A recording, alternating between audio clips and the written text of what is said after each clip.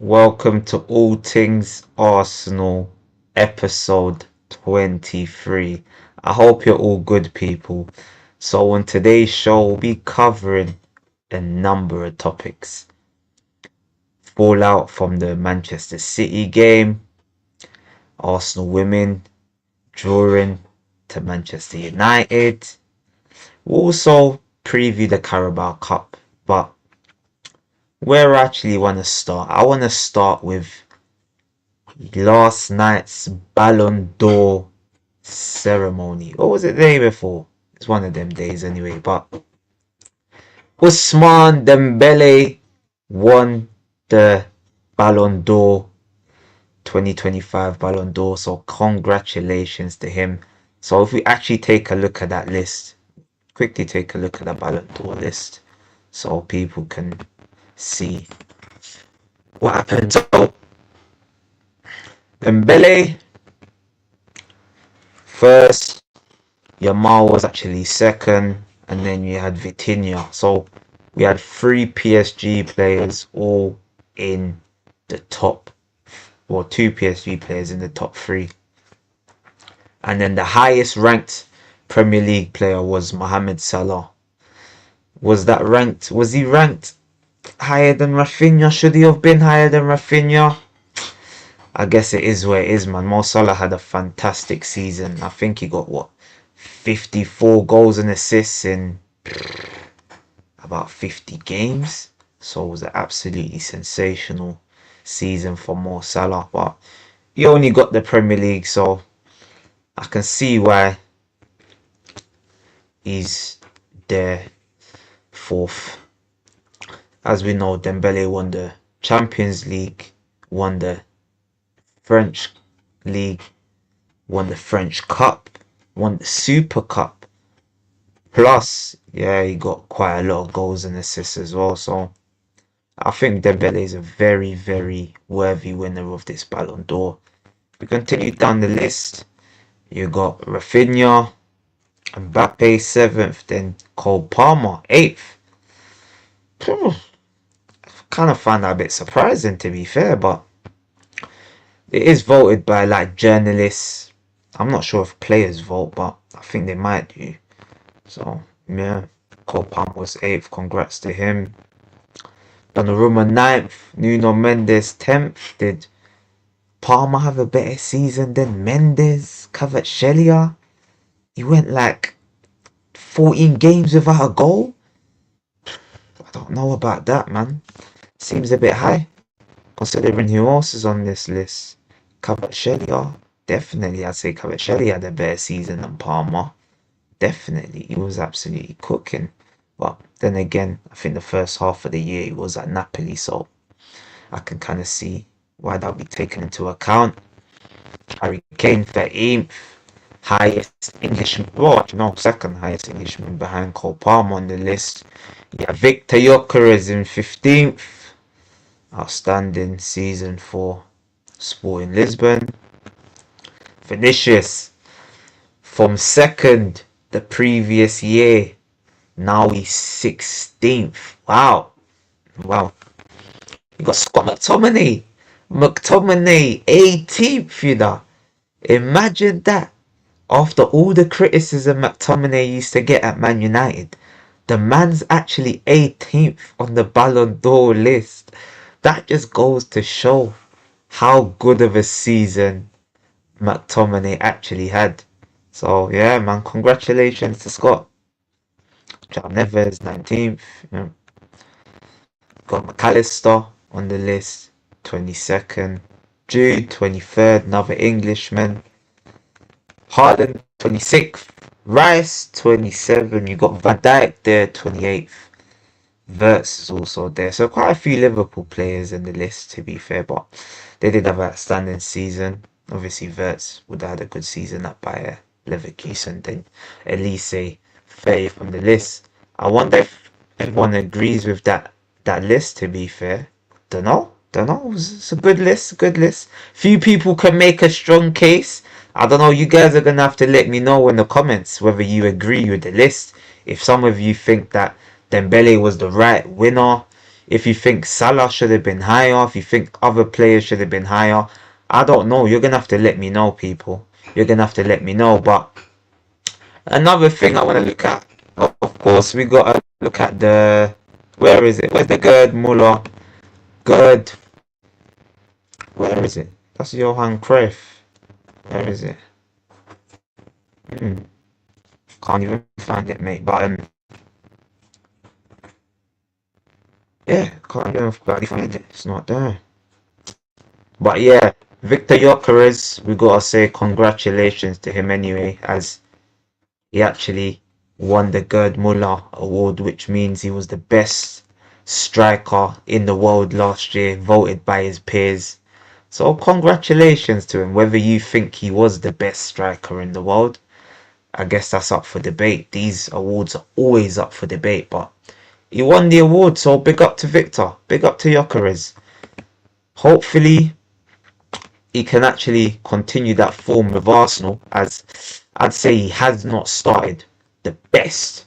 He has not been at his best at Arsenal, but yeah, man. Hopefully he can get a hat-trick or something tonight, man. Get his confidence up, because yeah, man, it seems like there's been some teething problems. That's the best way of putting it. Some teething problems at Arsenal. He's not really getting the chances, to be honest to him. To be fair to him, sorry. Fair people. Wow. Yeah, he's not even getting the chances. He's being starved of service, and he's just looking like a fish out of water. It's sad. I feel sorry for him a lot of the time when I'm watching Arsenal play. We don't get the ball forward quick enough. We don't try to play him in behind. And when we do play him in behind, it's just long balls over the top. And he's fighting with defenders. When he makes the run, the balls don't get played in behind. But you can tell there's a player there. We just need to kind of find him. And I feel like Arteta needs to play the right players to get the best out of him. You probably need like a Eze, someone there, a Saka, players that can actually create, because this season there has been a lack of creativity for Arsenal. Literally, in that Manchester City game, which we'll go right into no time at the present, in the Manchester City game, I'm trying to think any actual clear-cut chances that we created for anybody, and I can't even think of one. The Martinelli goal, I wouldn't really say that's like a clear-cut chance.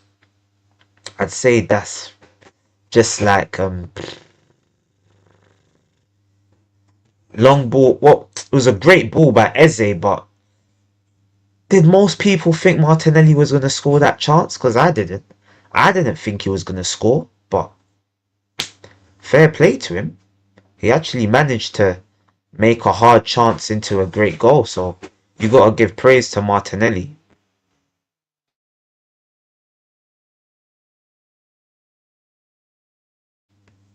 Yeah, so yeah, man, we need to start creating. I feel like the best sort of creative action we made was for Zubimendi when we pulled it back to him, or did it? I don't even know if we pulled it back to him. It might have just been a rebound or something, and then he kicked it over the bar.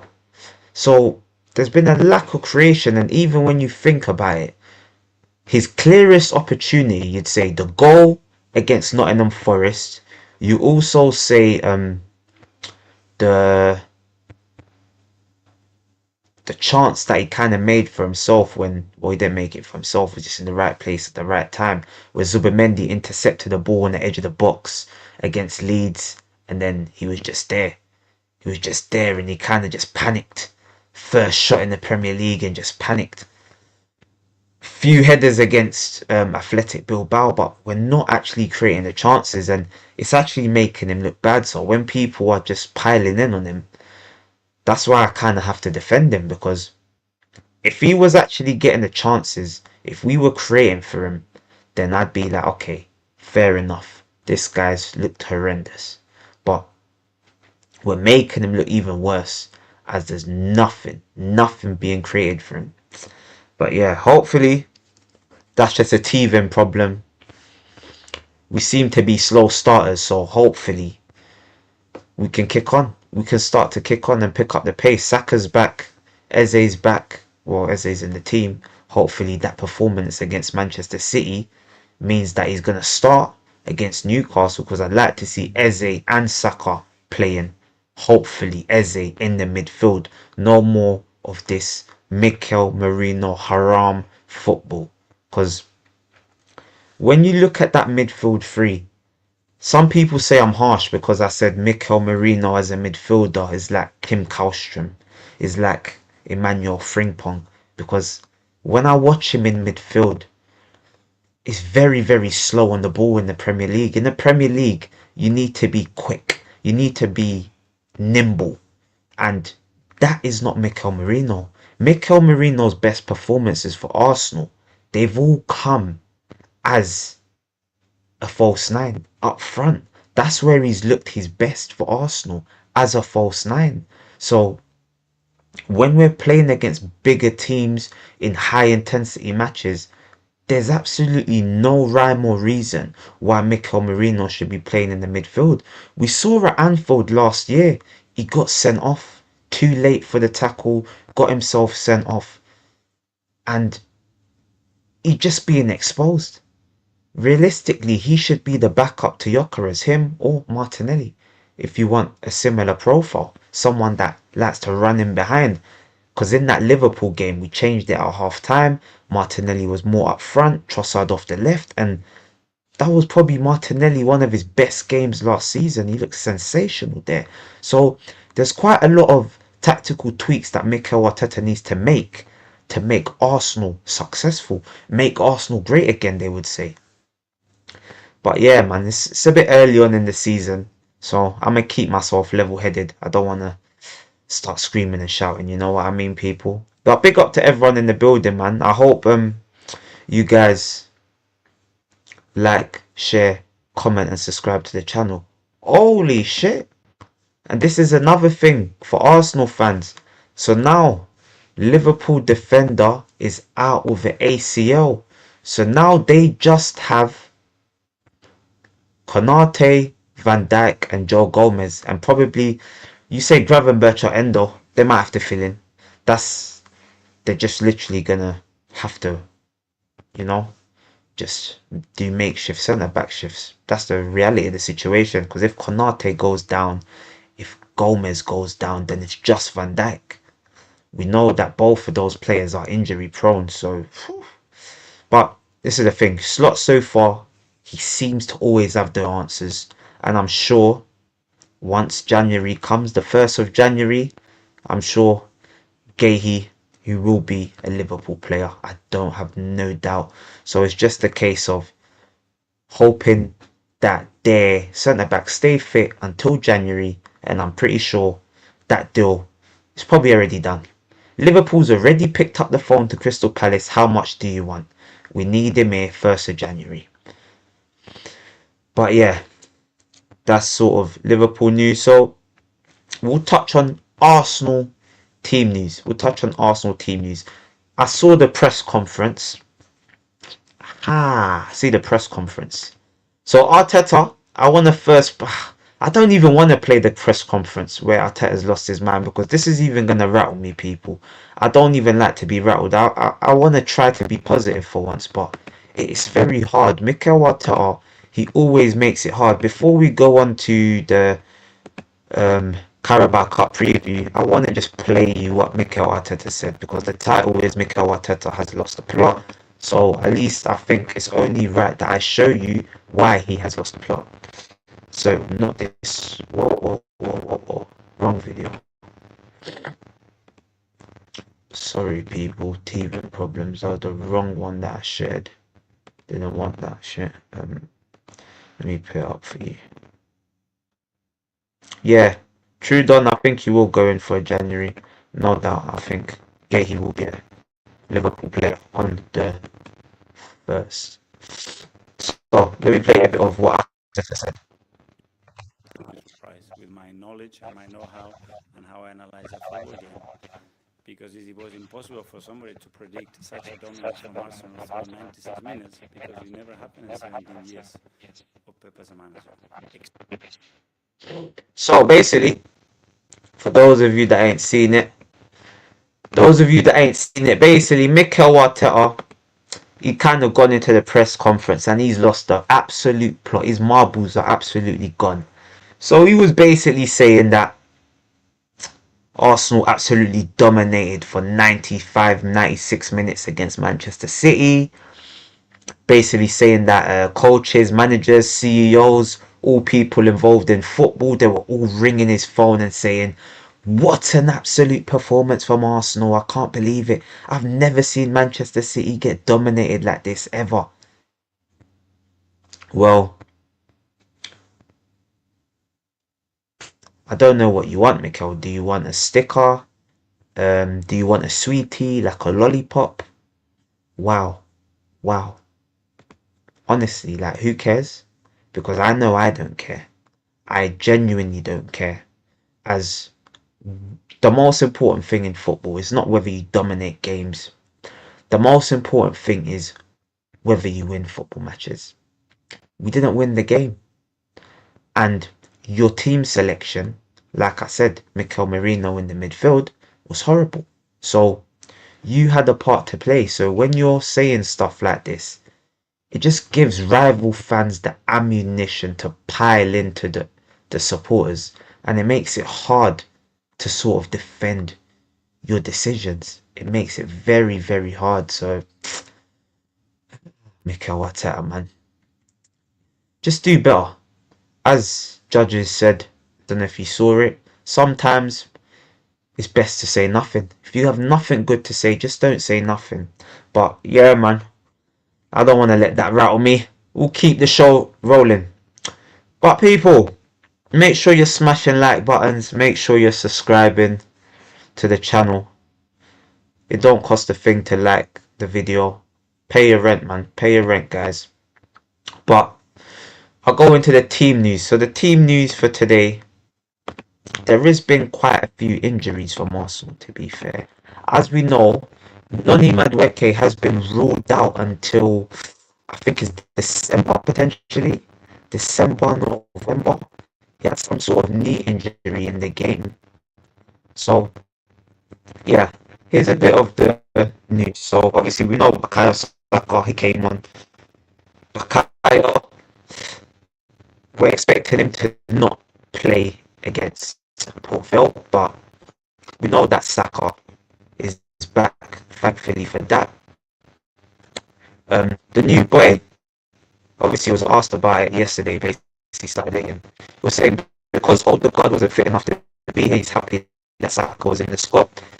And Pierre Hincapié as well, he's at the squad. Apparently, the new signing Hincapié had a brain strain, so not the best, man. But Ben White is back, people, which is very, very good news for Arsenal. Basically saying Odegaard, not clear when he will return, but he could be in the squad for the trip to Newcastle. So hopefully that happens, man. Ben White was on the bench, so hopefully he does feature tonight. We saw Saliba, he got 90 minutes. I'm hoping he doesn't start tonight. We wait for the team news. And there it goes again. It's basically talking about Hincapié. Yeah, was out of the squad. Didn't really give much news. We know Kai Havertz, they're saying a possible return. I said before, I think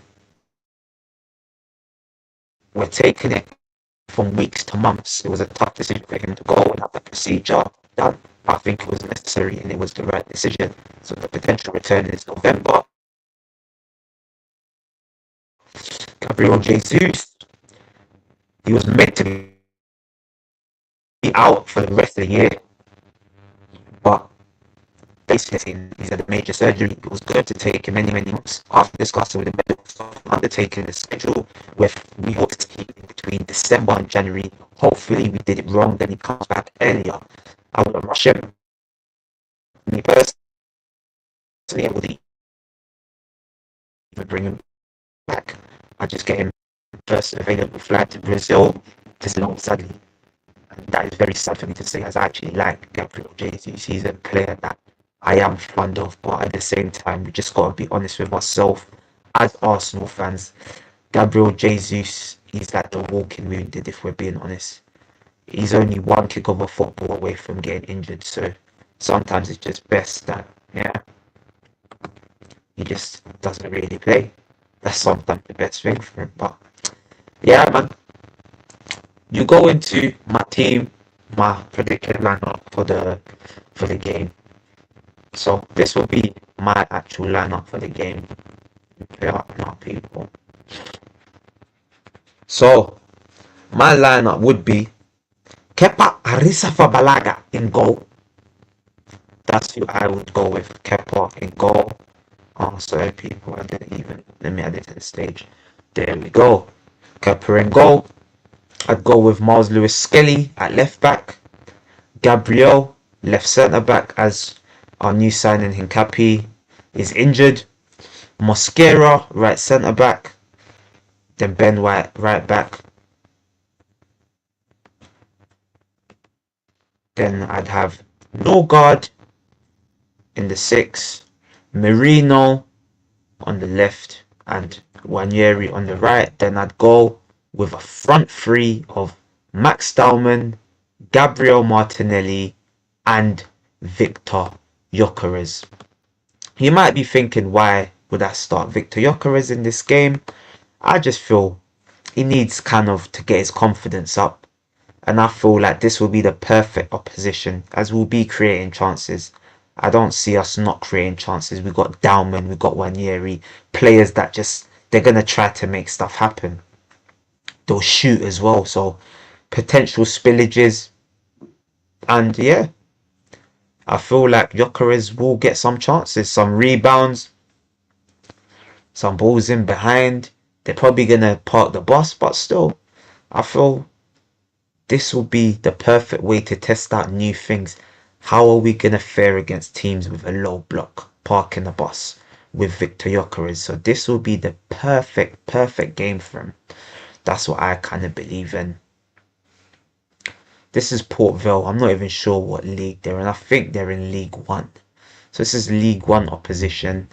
He doesn't want to have a stinker like Sheshko did against Grimsby. So I'd say this is the game to play Victor Gyokeres, and I'm very excited to see Max, Ethan. I want to see them play, man. They haven't really got a 90 minutes this season. I would love to see them get a full 90 minutes. Let them just play. I don't really want to see Saka, Saliba. There's some players I don't actually want to see. Declan Rice take the day off. Maybe Zubimendi can play, I don't know. Whoever's more durable, it all depends on the fitness. Because as we know, Noni Madueke has also been ruled out. That's another one of the team news. Very sad. Sad for Noni Madueke. He seems to be out for like 2 months. So, yeah, man, I don't really want to see Saka play in that game. So maybe now Ethan, Max Dalman, they will get the minutes for Saka off the bench. Interesting. Yeah, man. This Noni injury, obviously, is devastating, but now you're going to have Max and Ethan. They're going to be able to play, man. And that's what a lot of us want to see, man. Especially if Eze is going to be an older guard, like for like replacement, as Wanyeri's not getting the minutes in that position. Seems to not be trusted. So, yeah, man. I'm very excited for today's game, and my score prediction, I'll say 5-0 to Arsenal. 5-0. I think we're going to do this team up. Do them up properly. Yeah, do up this Port Vale. Dusty Port Vale, man.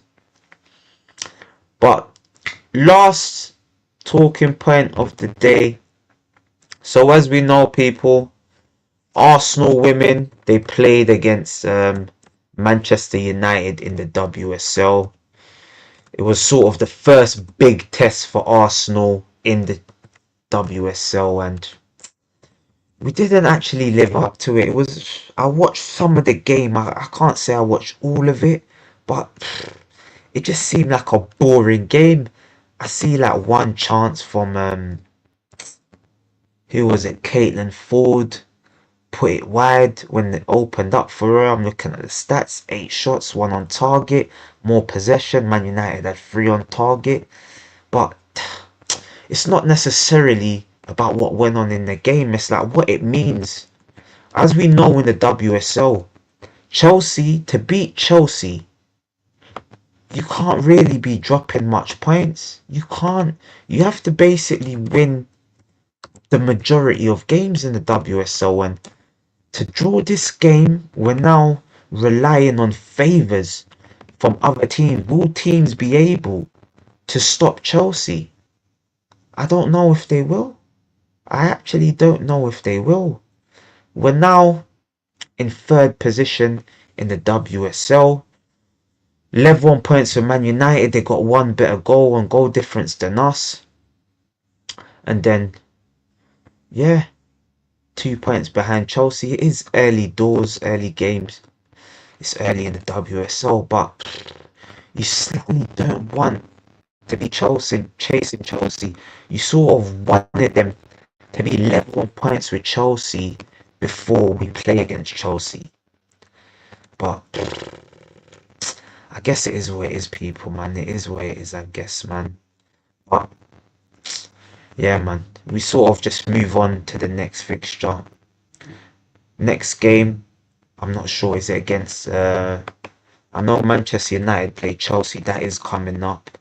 And we also play against who do we play against? Manchester City. But our next game is Aston Villa at home, so I expect us to sort of get back to winning ways. Chelsea play West Ham, Man United vs Liverpool, a few games in the WSL, but it's not going to be this weekend, the big one. It's going to be next weekend, where Chelsea might potentially drop points. That's potential, but we're just hoping and praying, because we haven't got Chelsea until I believe it's November.